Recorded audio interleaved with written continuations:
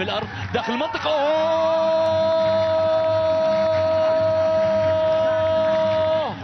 اوه على كوره قايل لك فيها مفاجاه، فيها مفاجاه، هي المفاجاه الاولى التي تاتي من بنو قادس.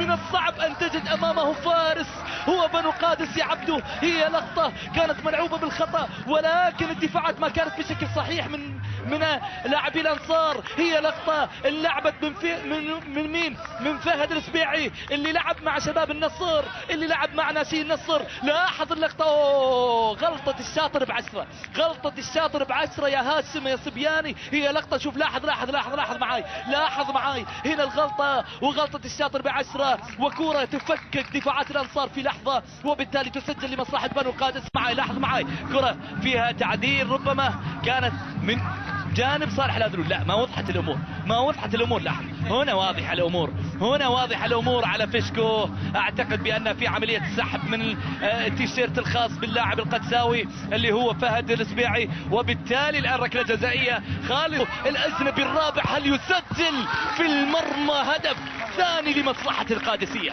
هدف ثاني لمصلحة القادسية الليلة والجولة الثانية تحديدا.